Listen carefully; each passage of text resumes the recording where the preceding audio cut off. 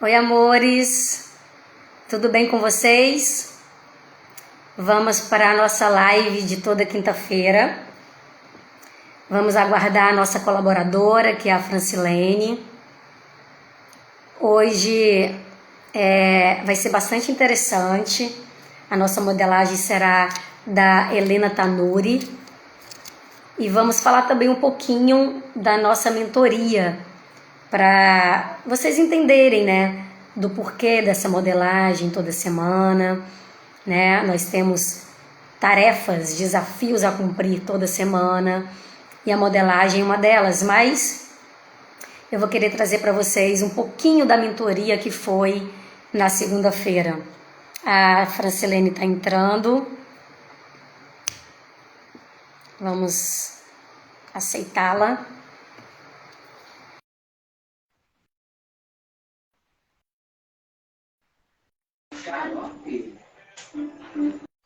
Oi. Acho que tá um pouquinho alto. Vamos lá aqui. Oi. Oi, tudo bom, Daisy? Tudo, e você? Tudo bem. Esperar as pessoas entrarem. Onde eu compartilhei a live com mais pessoas, para ampliar, para expandir. Hoje vai ser bastante interessante, porque eu comecei dizendo que a nossa modelagem de toda quinta-feira, ela é o nosso tema, ela é o nosso compromisso. Mas, em especial hoje, eu decidi que eu vou falar um pouquinho de como foi a nossa mentoria de segunda, por conta do tema, né? Por conta do tema desse mês de maio, que é um tema muito importante, que é a família. Então, eu vou falar brevemente antes de começar a nossa modelagem, e eu acho que vai ser importante para a gente resgatar, está sendo perdido até, né? E falando um pouquinho sobre a família, primeiro que eu não sei como é para você, Francilene, como é também para as pessoas, né, que estão aqui e que vão chegando aí. Porque a família, de fato, para mim, e no contexto que deve ser, ela é a base de tudo, sabe? Ela é o nosso bem mais precioso. E onde está o teu tesouro, né? Ali está o teu coração. Então, não negocie o que o Senhor te deu, né? De tudo que você deve guardar, guarde o teu coração. Então, nesse tema da família, é importante dizer que dinheiro nenhum compra um lar. Dinheiro nenhum compra um lar. As pessoas estão entrando, a gente vai falar hoje da modelagem, mas a gente também vai falar um pouquinho da mentoria dessa semana, que o tema desse mês será a família. E nessa importância, né, essa importância desse tema da família, nós precisamos saber a diferença, né, entre casa, lar e morada. Então, Daisy, você poderia nos explicar, né? Falar um pouco dessa diferença de casa, lar e morada, porque certamente as pessoas não identificam muito diferença entre esses três aspectos de uma família. Você poderia nos explicar?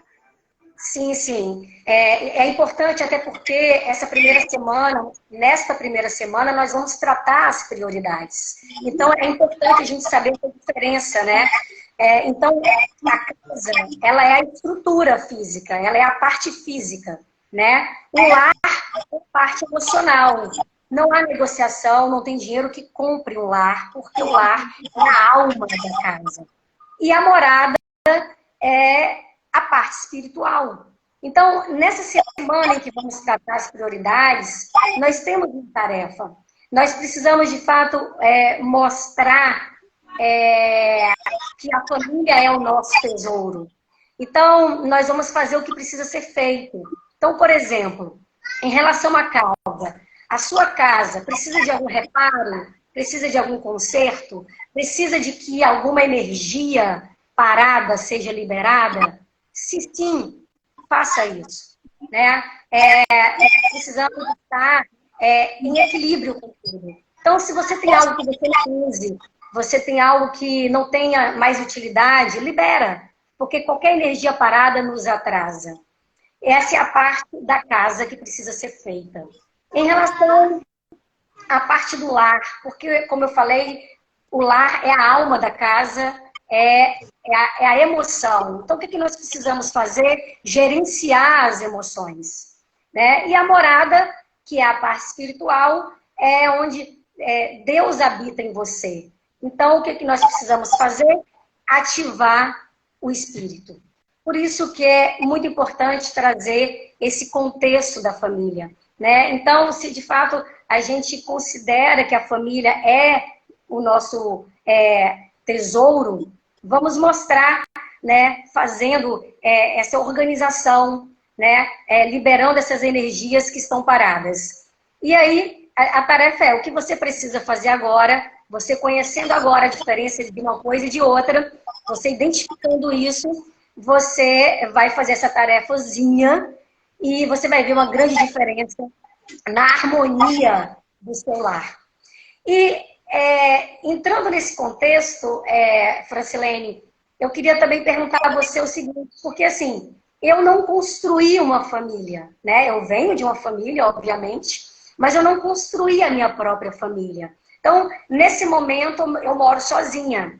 Essas tarefas eu faço com regularidade, né? Eu procuro saber o que está parado, doar, liberar energia, fazer o conserto que precisa, né? Ainda que seja uma lâmpada que está queimada, eu rapidamente eu busco essa harmonia. Da mesma forma, nós somos emoções e a gente precisa gerenciar, porque quando nós gerenciamos as nossas emoções, isso significa uma inteligência, né? Uma inteligência emocional, e nem sempre isso é possível, mas a gente busca isso, é o exercício que nós fazemos. E da mesma forma, equilibrar a nossa morada, que é o espiritual, estar sempre em contato, qual é o nosso relacionamento com o Criador, enfim, cada um busca ao seu modo. Então, eu faço isso no meu contexto, mesmo não tendo uma construção de uma família, como você tem. Você tem uma família grande, inclusive, né, Francilene? Como você gerencia esse equilíbrio entre a casa, o lar e a morada? Aqui, assim, eu acredito que aqui eu tenho um lar, de fato, né, assim, porque a gente vive essa harmonia, essa comunicação, e não que é uma família perfeita, mas é uma família que está dentro dos padrões de equilíbrio e tudo, do respeito, do diálogo. E essa questão da morada, que é o lado espiritual aqui é muito importante, né? Então, essa questão da oração, da reunião com a família, além da gente participar dos encontros na igreja que nos cabe participar, a nossa casa é uma igreja doméstica, porque nós nos reunimos, nós celebramos com as crianças, nós temos o espaço para ouvi-las, assim, principalmente aos domingos, e o nosso estilo de vida é justamente viver o cristianismo nessa parte de realmente deixar que Deus seja o mais importante na casa, né? Então, temos eu e o Ivan, que é meu esposo, a gente tem buscado enriquecer os nossos filhos nesse lado espiritual, falar para eles da importância do lado espiritual, do estar conectado com Deus, que é esse que é a fonte maior. Então, nós temos esse princípio aqui em casa de falar bem de Deus, falar bem daquilo que Deus faz. Então, eles já estão crescendo nessa harmonia. Então, eu acho que funciona bem, assim, a família, ela não é perfeita quando a gente faz isso, mas ela se torna uma família equilibrada. Então, vem os problemas, vem as dificuldades, porque são muitos, né? São muitos desafios. Imagina ter 8 filhos, cada um com a sua personalidade, cada um com a sua individualidade, cada um com a sua especialidade. Então é bem desafiador, mas apoiados naquilo que temos recebido de Deus, daquilo que temos recebido da igreja, da palavra, então é possível a gente encontrar saída diante das situações que acontecem, que vêm, né? Então eu sempre animo as pessoas assim, nossa, não sei como tu consegue e tal, e de fato, olhando para mim, assim, não é possível, mas apoiado em Deus, apoiado na palavra, é possível, sim. E não que não tenha desafios, problemas, tem, mas, assim, é o viver cada dia basta o seu mal. Então, cada dia a gente vai vivendo e surgem os problemas e a gente resolve, não tem problema se arrastando aí, né? Mas por conta desse apoio que nós buscamos na parte espiritual, nessa morada, fazer com que Deus habite realmente de fato na nossa casa, ele seja o principal hóspede, o principal morador, o principal, né? Ele sempre isso aqui a gente tem cuidado muito disso, né? Então acho que isso que sustenta a base, que a base de tudo é a família, mas a família precisa estar fincada nessa base que é Cristo, que é a rocha, né? Então eu vejo assim. Sim, e dizer que não há falhas é uma fraude, na verdade, isso, né? É verdade. É utopia, né? Ficar falando que a perfeição não existe, né? Não faz sentido nenhum. O segredo todo é você buscar esse equilíbrio nessas imperfeições, em um mundo também. Então, realmente é uma fraude a gente achar que não há erro, que não há falha, que é um mundo de faz de conta, né? Então, é isso que eu quis trazer um pouquinho para a gente refletir um pouco sobre isso e trazer essa importância, né, da família nesse contexto. E aí, entrando de fato na nossa modelagem, a nossa modelagem de hoje é da Helena Tanuri. Eu tinha trazido uma biografia que é de fato curta, mas depois não, que nada por acaso, eu encontrei um testemunho dela. Esse testemunho é tão valioso, que eu acho que se as histórias mudam o mundo, trazer essa história dela para nós vai nos tocar o profundo e vai, de alguma forma, mudar algo em nós, despertar algo em nós. E a nossa vida é isso, ela é feita de storytelling. E esse testemunho dela, tão real, tão legítimo, eu acho que vai, de algum modo, tocar em algum aspecto nosso. Mas, antes de trazer esse testemunho dela, vou apresentar a Helena Tanuri, que ela é uma cantora, pastora, dubladora, atriz, apresentadora e ex-integrante da banda brasileira Diante do Trono. Convertendo-se ao protestantismo em 1983, ela foi convidada a ingressar ao grupo Diante do Trono após a gravação do primeiro disco, sendo backing vocal de apoio da banda até 2010 no disco Aleluia. Ela é casada, tem 4 filhos e ela é autora de 3 livros, né? E esse testemunho dela foi muito forte. Eu fiz questão de transcrever para ser legítimo. E aí a gente vai falar sobre isso, basicamente. As frases dela estão aqui nesse testemunho, né?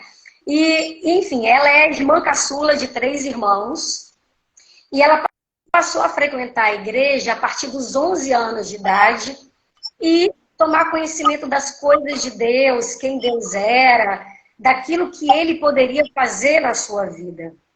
E aos 14 anos, ela teve o seu encontro pessoal com o Senhor em um acampamento de retiro de carnaval. Ela estava totalmente detonada, porque ela era uma menina que tinha uma rejeição muito grande por quem ela era. Ela não se aceitava, não gostava dela, ela se achava uma pessoa inapropriada e muitos rótulos ela havia recebido na sua infância. Ela foi crescendo, ouvindo, por exemplo, você é muito chata, você é alto demais, você chora à toa, você é muito chata. E ela era uma menina muito temperamental, gostava de caçar briga com todo mundo. E, na verdade, ela estava se protegendo daquela grande dor que ela tinha dentro dela.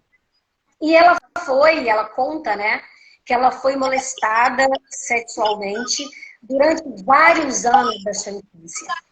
E a lembrança que ela tem desses abusos, ela tinha entre 2 e 3 anos de idade e era alguém da família, né? Morava no lote da sua avó paterna, junto com outros tios. E isso deformou muito a sua autoimagem e esse abuso se seguiu durante alguns anos. Isso, ela dizendo, né? Isso deforma uma pessoa de várias maneiras. Primeiro, porque a gente se sente muito culpada, como ela questionando, né? Como que aquilo pode estar acontecendo comigo? Será que eu provoquei aquilo? E também você é despertado em algo legítimo que Deus deu, que foi a sua sexualidade.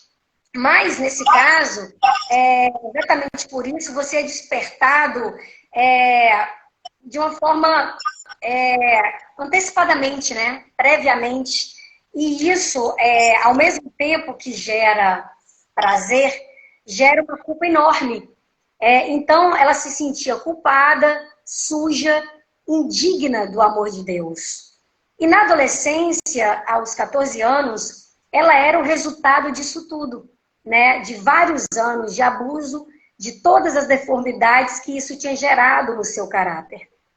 Ela era briguenta, irada, qualquer coisinha ela soltava os cachorros nas pessoas. Ela era também uma aluna que dava muitos problemas.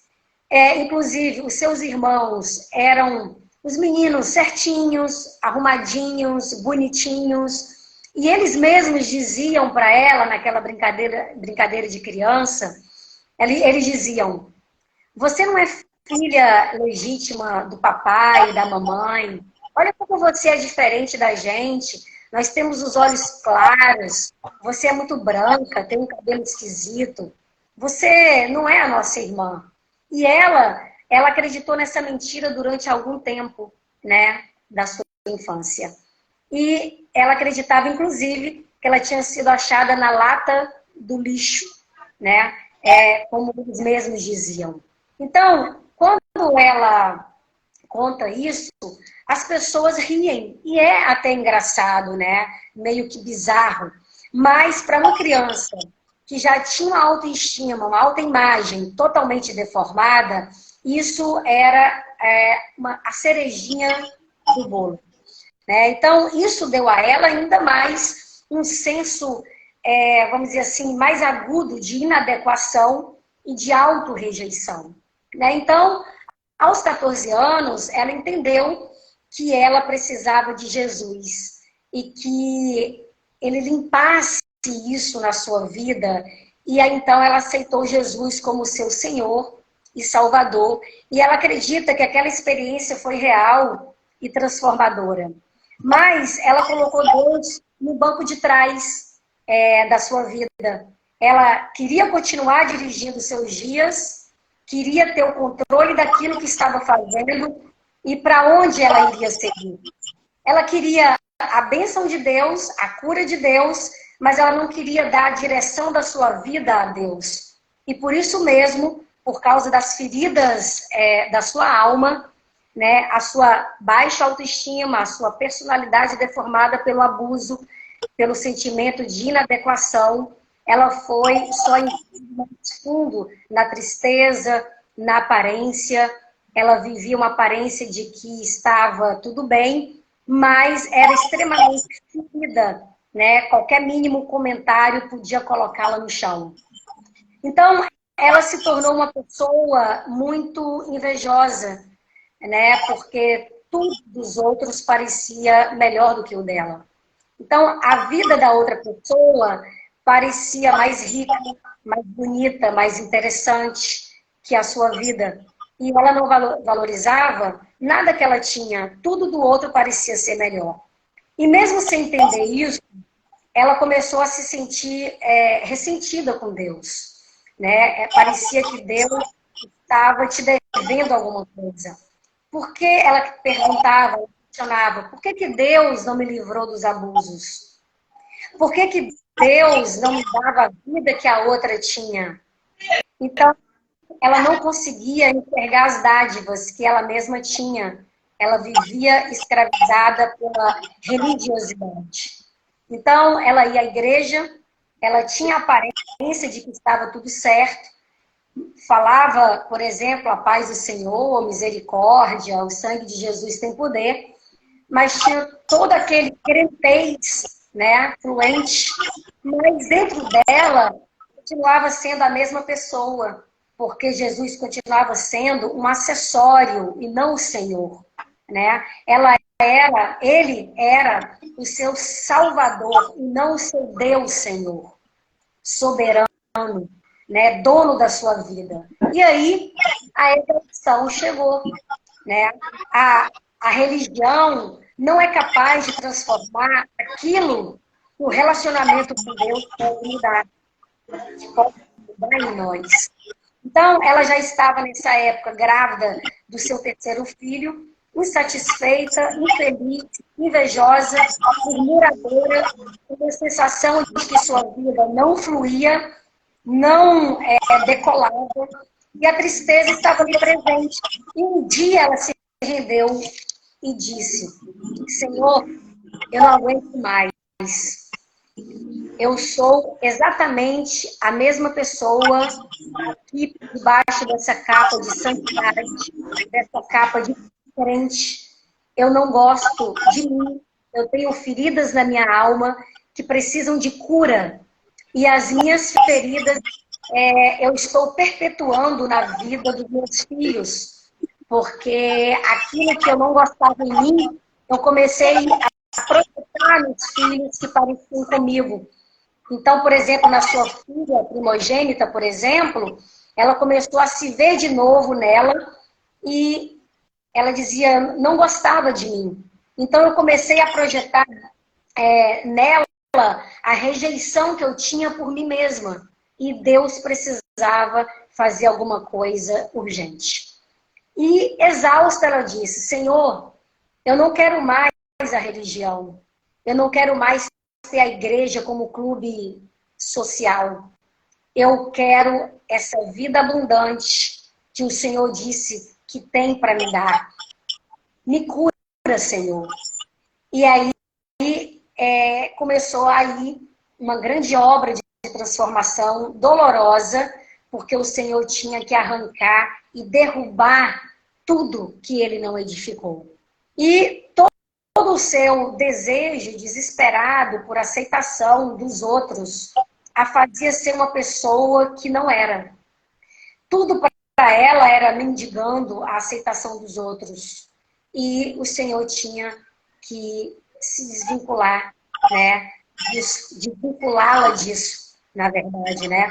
E esse clamor da sua alma começou no CD anterior, que se chamava Exaltado. E tinha uma música que era praticamente a sua oração. E no ano do CD, chamado Águas Purificadoras, que foi em 2000, começou então uma grande obra de libertação e transformação nas suas emoções. Começou então a trabalhar a cura de Deus na sua vida e ali ela começou a buscar o Senhor de forma diferente. Ela começou a entrar no seu quarto, a querer intimidade com Jesus, não apenas frequentar a igreja, não apenas aos domingos ou nos momentos especiais, nos ensaios, mas uma vida de 7 dias por semana aos pés do Senhor. E ali Deus começou a curá-la e a dar a ela um outro olhar para tudo que ela tinha. Inclusive, ela redescobriu o seu marido e ela como ela viu nele, né, que se chama João, um instrumento de cura, né, que ela não enxergava antes. E ela não conseguia perceber a vida que ela tinha, que podia viver em Deus. Então, Deus a restaurou e fez tudo novo na vida dela. Desde então, ela vive para anunciar esse Deus lindo, que é mais do que uma religião. Jesus veio religar um relacionamento que havia sido interrompido pelo pecado, e através de Jesus, que é o único caminho até Deus, ela pôde retomar esse relacionamento e viver para a glória de Deus, e foi isso que aconteceu. Então, ela começou a gostar de si, da vida que tem. O casamento já era bom, melhorou exponencialmente. O relacionamento com os filhos também foi experimentando níveis de cura que ainda estão acontecendo, né? Nós somos humanos frágeis, que ferimos sem querer, né? Pai e mãe, na ânsia de querer proteger seus filhos, acabam ferindo, né? E o Senhor tem restaurado a cada dia. Então, o que ela quer é ser uma bênção na vida das pessoas. Esse foi um testemunho forte dela. E eu vou trazer algumas frases, poucas frases, acho que esse testemunho disse tudo para a gente nessa restauração da vida dela. E ela fala o seguinte: eu me afligia quando alguém pegava no meu pé, insistindo em me corrigir, enquanto outros permaneciam errando com correção. Hoje eu percebo que eu fui mais amada. Melhor ser confrontado e ter a chance de mudar do que ir se perdendo e sendo aplaudido.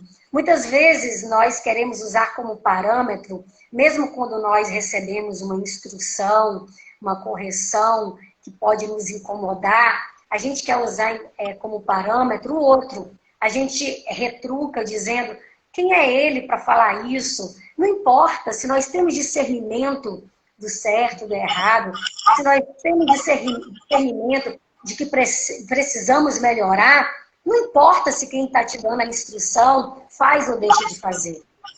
Nós temos que pegar a instrução e ter essa humildade para a nossa melhora, para a nossa transformação. Esse é um ponto. Outra frase dela, forte, é que ela diz o seguinte: muitas pessoas, diante da dor, da decepção, da frustração, abandonam Deus. Deus, ele é a única fonte de consolo, de amparo, de recomeço, de esperança. Ele é o único que pode transformar a nossa dor em triunfo.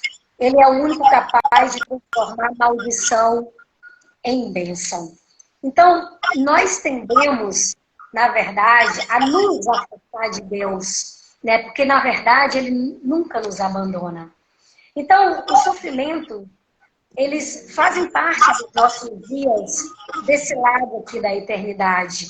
E a forma como reagimos a eles pode ser em relação ao Senhor ou não. Nós tendemos a correr dele e não para ele. E, ao longo da jornada, nós nos depararemos em situações em que a grande pergunta ela é feita: por que Deus? Nós questionamos isso. Então, essa pergunta vai virar o nosso coração e dele sairão frustração e revolta contra o Senhor. Tomados, então, por esse sentimento, nós tendemos, né, a seguir um caminho contrário ao que leva ao Senhor. Né? O movimento de fuga nos aponta, nos afasta, né, do Pai, distancia um relacionamento que deveria ser íntimo, na verdade. E em Salmos 23:4 diz: quando eu tiver que andar pelo vale da sombra da morte, não temerei mal algum, porque tu estás comigo, tua vara e teu cajado me tranquilizam. Então, um dos motivos pelos quais nós passamos por momentos difíceis e dolorosos em nossa caminhada é justamente para que nós produzamos perseverança e também serve para aperfeiçoar o nosso caráter. Né? Então, independente das circunstâncias, independente boas ou ruins, o Senhor está fazendo sua obra em nós e a fim de nos moldar à sua semelhança. Então, eu trouxe essas duas frases e outras duas eu vou falar depois que você nos trouxer aí a sua reflexão para nós, Francilene. E no final, quando nós concluirmos, eu finalizo com essas duas frases curtas e com o entendimento que a Bíblia nos traz como embasamento. Beleza? Então, eu deixo para você agora a sua fala. Então, eu gostei de uma fala dela quando ela diz que se você é uma bênção dentro de casa, você é uma bênção em qualquer lugar. Então, essa semana, esse mês, falando da família, é providencial, porque, em primeiro lugar, em casa. Em primeiro lugar, transbordar em casa. Em primeiro lugar, ser uma bênção com a família. Porque aí você será bênção em qualquer lugar, né? É preciso realmente ser exemplo com os seus e depois com aqueles que você encontrará no caminho, por fora lá, com outras pessoas, né? E ela diz também que o que nós investimos em pessoas nunca fica infrutífero. Então, não ter medo de investir nos outros, de ajudar, de conversar, de realmente saber o que se passa com outras pessoas. Quantas dores, quantas pessoas com dores na alma, né? Como essa história dela aí, tinha dores, grandes dores na alma, e era só apontada que era chata, era isso, era aquilo, mas ela tinha uma dor. Então, quantas pessoas têm dores profundas na alma, né? Por algo que aconteceu, e nós não entendemos, nós não investimos em pessoas. E isso me chama a atenção, que o que nós investimos em pessoas nunca fica infrutífero. E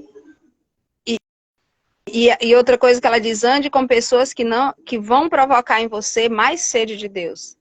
Procurar pessoas que falam de Deus para que você tenha essa sede de estar com Deus, de estar perto de Deus, de falar bem dele, né?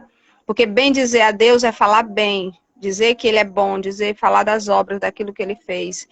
E que nós possamos também ser pessoas que façam com que outros também tenham sede de estar com Deus, tenham sede de Deus. Porque conhecer o Senhor nos leva à liberdade verdadeira. Restauramos nossa identidade quando a gente conhece o Senhor. Quando a gente tem esse encontro pessoal com Cristo, a nossa identidade, ela é restaurada e nós conhecemos a verdadeira liberdade. Quando nós recebemos de fato o amor de Deus, nós podemos dizer não para aquilo que nos afasta dele. Então, essa reflexão que ela fala é bem interessante e ela fala também que quando Deus ocupa o centro da sua vida, todos os outros relacionamentos e afetos chegam aos seus devidos lugares. Isso aí eu tenho experimentado de fato, assim, quando saber que Deus me ama infinitamente, então todos os relacionamentos, todos os afetos, eles vão se colocando no seu devido lugar. Você já não busca mais a vida nas amizades, nas pessoas, nem mesmo no relacionamento matrimonial. Você se doa sem esperar em troca, porque a sua vida não está mais ali. Então, quando Deus ocupa o centro da nossa vida, as coisas vão se colocando no seu devido lugar. E isso eu posso dizer de forma experimentada também, porque eu também tive meus conflitos com Deus na juventude, na adolescência e tudo, né? Tive os meus questionamentos e depois eu pude entender o quanto Deus foi fiel em toda a minha história, né? Que eu tive e enquanto Ele esteve perto. E que eu realmente me sinto amada e daí eu já não estou mais em busca de tantas coisas relacionadas às pessoas. Eu sou chamada a dar, mais do que estar em busca, querendo das pessoas, porque Deus, quando Ele ocupa o centro da nossa vida, a nossa vida se torna diferente, ganha um novo sentido, todas as outras coisas ganham um novo sentido. E então, eu não a conhecia, né? Nunca tinha ouvido falar sobre ela, mas pessoas que conhecem a Deus, eles mais cedo ou mais tarde, você acaba ouvindo falar deles, porque eles abrem a boca, né, e falam daquilo que Deus fez.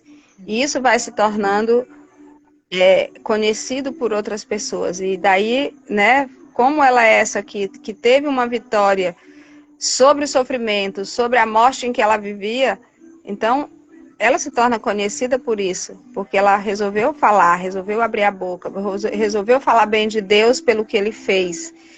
E porque como ela fala que o cristianismo ele começa dentro de casa. E uma frase que ela me chama a atenção é que ela diz que é no relacionamento interpessoal que aparece o nosso cristianismo. Não é lá na igreja, no altar, no coral, no jejum que você faz, não é ali que mostra o seu cristianismo, mas na sua relação interpessoal, na sua relação com o outro. É ali que você, de fato, mostra que você segue alguém que ama, que alguém que, de fato, é verdadeiro, alguém que, de fato, não te abandona. Então, quando você se relaciona bem com os outros, você consegue espalhar aquilo que tem dentro, botar para fora aquilo que você tem dentro de bom em relação ao outro, é ali que você mostra o verdadeiro cristianismo, que ele começa em casa, começa na igreja doméstica, que é a família, o estar ali, o falar de Deus para os filhos. Então, começa ali e dali você leva para a sua relação interpessoal com as pessoas, seja na igreja, seja no trabalho, seja onde quer que você esteja. O seu relacionamento com o outro é que vai definir se você verdadeiramente vive o cristianismo, se é seu lifestyle, porque o cristianismo não é uma religião no sentido das grandes religiões, mas é a boa notícia de que Cristo ressuscitou e que quer se fazer presente e vivo dentro de cada pessoa. E o nosso cristianismo, ele aparece nos nossos relacionamentos, porque os nossos relacionamentos, eles revelam o nosso coração, aquilo que tem dentro. A boca fala daquilo que o coração está cheio, já diz a palavra. Então, quando você abre a boca, se você abre a boca em ação de graça, se você abre a boca em bendição, em palavras que ajudam o outro, o seu coração está cheio daquilo. Mas se você abre a boca só em murmurações, em reclamações, está revelando o que tem dentro do seu coração. Então, os nossos relacionamentos vão sempre revelar o que tem dentro do nosso coração. Então, é importante nos observarmos como temos nos relacionado com o outro, né? Como que eu tenho me relacionado com o outro? Qual a importância que eu tenho dado para o outro, né? Que é Deus ama gente, então como que eu tenho me relacionado com gente, com as pessoas? Tenho amado assim como Deus também ama, porque Deus veio pelas pessoas, veio por cada um. Não foi pelas coisas, pelos objetos, mas pelas pessoas.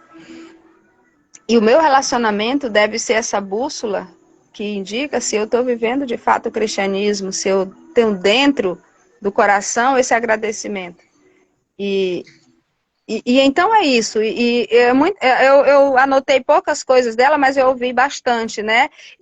Só para finalizar, eu digo que ela diz que as circunstâncias não podem interferir na nossa adoração.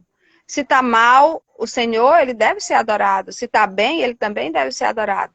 Ele deve ser exaltado, a culpa das coisas não são de Deus.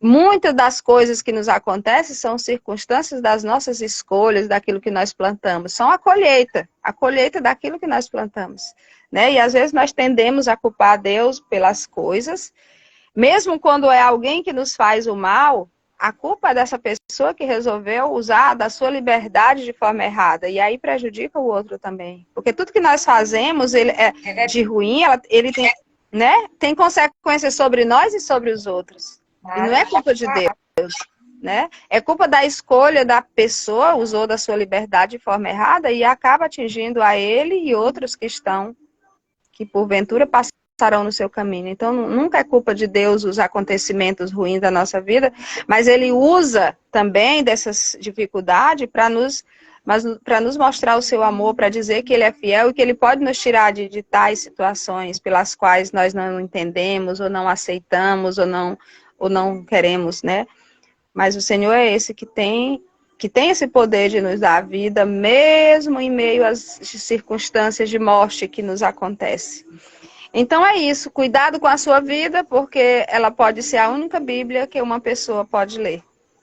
Então temos que ter cuidado. Pode ser a única Bíblia que alguém vai ler, que uma pessoa vai ler, vai ser a nossa vida. Então aqueles que decidiram receber esse nome de cristão, viver dizer eu sou cristão, então temos que ter cuidado com os nossos relacionamentos e com a nossa vida.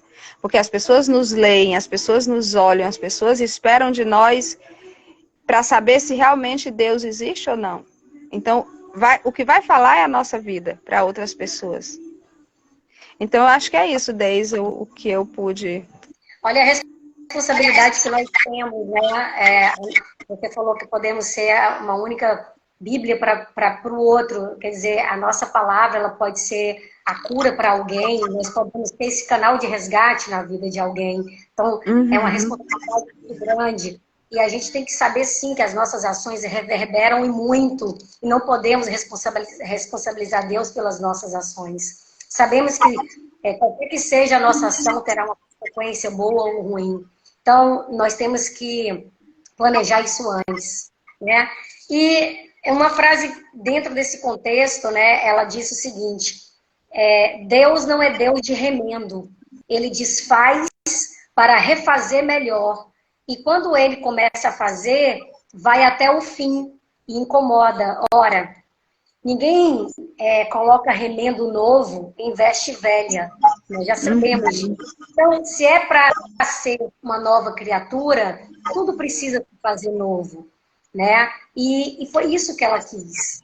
Ela quis isso. E ela se fez nova, né? Ela quis uma transformação grande.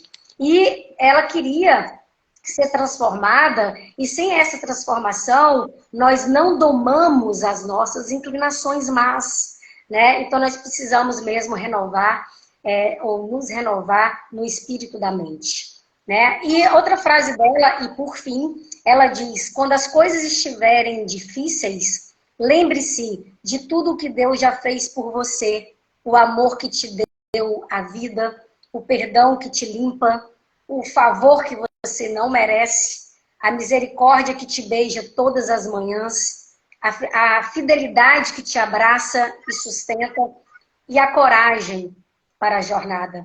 Nós devemos, sim, ser gratos pela misericórdia que se renova todas as manhãs.